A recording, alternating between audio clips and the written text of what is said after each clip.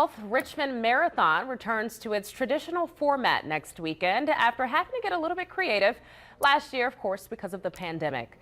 Well, runners train for months for a big race like this, but what about the folks planning the huge event? Now at 5:30, Riley Wyant takes us behind the scenes to see what it takes to get to the finish line. The Richmond Marathon is coming up on Saturday, November 13th, but runners are not the only ones lacing up for the big day.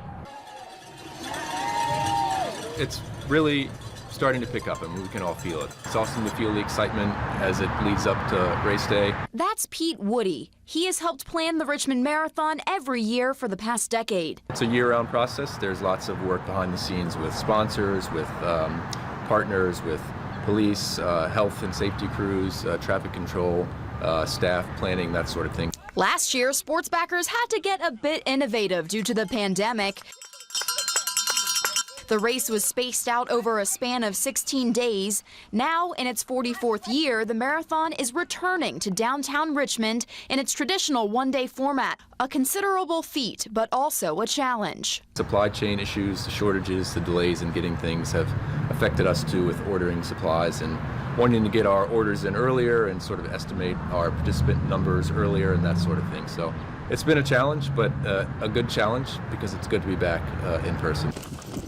Mapping the route is another piece of the puzzle. The person on our committee has been doing it for years. He's the expert. He's out there.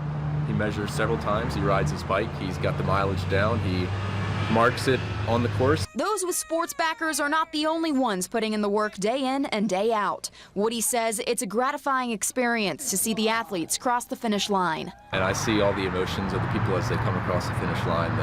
The joy, the relief, the exhaustion, just they're so happy because, like I said, they've trained for weeks and months to achieve this goal. For sports backers, the hard work is all worth it. And they often will say thank you to us, and we're like, no, thank you for taking part. You know, that you make it what it is. So it's an incredible feeling that we're really looking forward to being back. There are tons of events happening other than just the race itself. Coming up first is the Walmart Health and Fitness Expo, set to kick off at the Richmond Raceway on Thursday and Friday. On your side in Richmond, Riley Wyant, NBC 12 News.